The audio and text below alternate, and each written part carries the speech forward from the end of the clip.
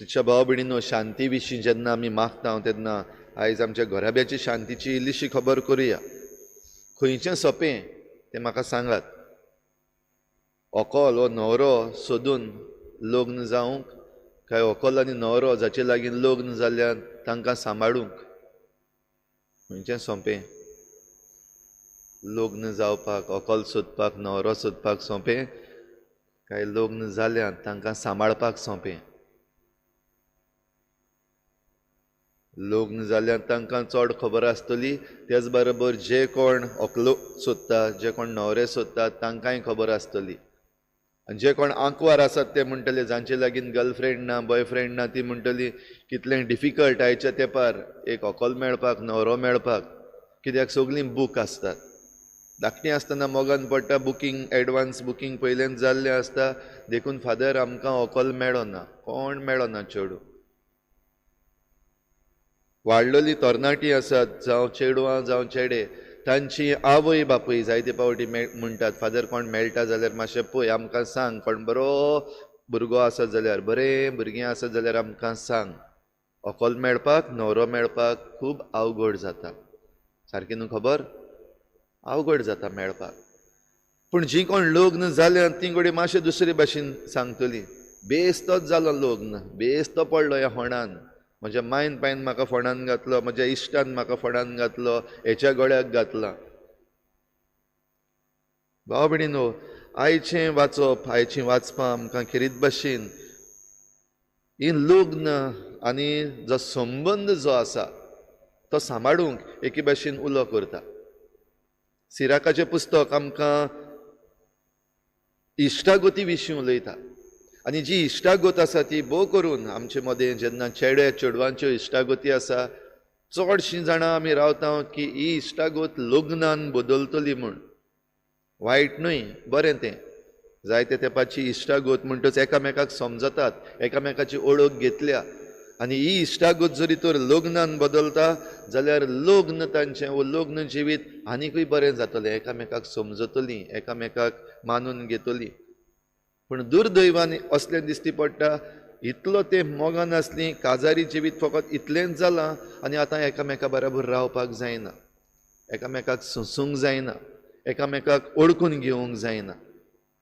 आनीक बराबर रावपाक नाका. रोखडीं धांवतात आतां कोर्टान डिवोर्स घेवपाक. कित्याक एनालमेंट जरी तर मागलो बिस्पाच्या घरान, आमचो जो ट्रिब्युनल आसा, जायना ओगोत काडटात, वेळ काडटात, डिले करतात. कोर्ट रोखडो दिता, सिवील कोर्ट. पयलीं सिवील कोर्टान वच आनी डिवोर्स घे आनी मागीर धांव एनालमेंट घेवपाक. हें भाव भयणीनो आयज चल्ललें आसा. काजार जावप अवघड जाल्यार आयज काजरां मोडप सारकें सोंपें जाल्लें आसा. हांवें प्रश्न विचारलेलो, व्हंकल न्हवरो सोदपाक आनी लग्न जावपाक सोंपें काय सांबाळपाक सोंपें? हाच्याहून सोंपें तिसरी वस्त जाल्ली आसा, डिवोर्स म्हणल्यार आयज सोंपो जाल्लो आसा. आनी हाचे विशीं जेजूक जेन्ना प्रश्न केल्लो, घोवान आपले बायलेक सोडून दिवं येता, आयच्या काळार तो प्रश्न दुसरे वाटेन घालपाक जाता, बायलेन आपल्या घोवाक सोडून दिवं येता, जाल्यार ह्या दोनूय प्रश्नांक जबाब तोच जेजूचो. अरुंबाक देवान तांकां दादलो आनी बायल केली, आनी जावं दादलो जावं बायल आपल्या आवय बापायक सोडटात आनी एकामेकाक एकवटतात. आनी ही देवाची येवजण. हें बेश्टें एक टायम पास न्हू, आनी कांय संवसारान काम ना देखून ती लग्न जाली अशें न्हू. पूण देवाचे येवजणेन हो संवसार फुडें व्हरपाक हो घोव आनी बायल दोगांयकूय विचून काडले तेन्ना लग्न जातात. ह्या पासत आपलो घोराबो जो आसा, वो आपली वडील जीं आसात तांकां कुशीन दवरून घोव बायल नवो घोराबो सुरू करतात. देवान जोडलां तें मनशान मोडूं नये. हें लग्नाच्या दिसाक सगळींचीं कोण लग्न जाल्यार ताणें आयकल्लें आनी मागीर मुदयो घातलेल्यो, देवान जोडलां तें मनशान मोडूं नये म्हूण. पूण आयज भाव भयणीनो, जरी तर असली दशा आमचेर पावल्ली आसत जाल्यार कारण कितें? आयच्या पयल्या वाचपान बागयोन जाकोब आपले चिटीन आमकां किरीत भाशेन उगडास करता आनी उलो मारता. आमचें जिवीत ह्या संवसारान जें कितें जाता आनी कितें आमी जियेता, सगळीं आमी नितीक सांपडटलीं. नितीदार आमचे मुखार उबो आसतलोच. सो तुमची नीत जायना जावपाक ह्यो सगल्यो वस्तू सांबाळून दवरात म्हूण बागेवन जाकोब उलो मारता. भोव करून सोंसणीकाय आमच्या जिवितांत. लग्न जावचे पयलीं एकामेकाक सोंसपाक सोंपें. जायते पावटी दोळ्या मुखार दिश्टी पडटा की हो न्हवरो सारको न्हू, ही व्हंकल सारकी न्हू, लग्न जावपाचें न्हू. पूण मोग आहा काळजान. Love is blind. ह्या पासत ना म्हणपाक जायना, वो तेन्ना लग्न जावचें न्हू, हांव तुजे लागीं लग्न जायना हें म्हणूंक जायना.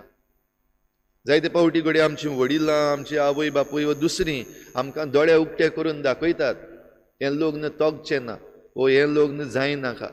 पूण ना, तेन्ना जायना आयकोंक. काळीज सारकेंच ओडटा. कितलोय वायट जावं, कितलेंय वायट जावं, सुदरतलो तो. I will change him, I will change her with my love. असले पासून जायते जाणांनी म्हणलेलें आसा. पूण लग्न जाल्या उपरांत, सांगातान रावपाक लागल्या उपरांत सोंसणीकाय ना. आनी आल्तारा मुखार जी भास दिल्ली एकामेकाचो मोग करूंक, एकामेकाक विस्वाशी रावूंक, आनी तिसरो भाग आसा एकामेकाक मानान लेखूंक. जेन्ना ही सोंसणीकाय पिड्ड्यार जाल्ली आसा, एकामेकाक आनीक मानान लेखिना. उलोवपाक जाय तें उलयलें, म्हणपाक जाय तें म्हणयलें, दुखोवपाक जाय तें दुखोवन काडलें. आनी मागीर दूख जाल्या उपरांत ते दुखीची सोंसणीकाय ना. म्हाका अशें कित्याक म्हणलें, म्हाका अशें कित्याक केलें, म्हाका ताचे मायन कित्याक म्हणलें, ताच्या पायन कित्याक म्हणलें, ताचे उनेन आनी ताचे सुनेन कित्याक म्हणलें. असल्यो वस्तू घेवन भाव भयणीनो आयज आमची काजरां मोडपाक लागलेलीं आसात. थोडी पावटी कारणां पासून नात, आनीक दुसरे वाटेन नदर गेल्ली आसा. जावं दुडवांचेर नदर गेल्ली आसा, वो आदलो कोण, आदले कोण आसात, आदल्यो रिलेशनशीप आसात तांचेर नदर गेल्ली आसा. वो नवो कोण आनीक जिवितान आयला, तो खुशाल दवरतलो, तें खुशाल दवरतलें. असल्यो वस्तू घेवन आयज लग्नां मोडपाक लागलेलीं आसात. आनी ही वस्त बरी न्हू. जरी तर संवसाराची शांती आमी रावता जाल्यार ही शांती हांगासर आमच्या घरांत सुरू जाता, आमच्या घराब्यान सुरू जाता. आमची घरचीच शांती जरी तर सारकी ना जाल्यार आमी संवसाराची शांती कशे भाशेन रावूं येता. आनी शांती ना जाल्यार सगळें निसणटोन. रशिया सद्याक आतां युक्रेनाचेर बॉम्ब घालपाक लागलेली आसा. म्हणटा आसतना ते घडये आपणाचे रशिया म्हणटले आमकां आमचेर आड येतात देखून आमकां सांबाळचे पासत आमी तांचेर आक्रमण करता.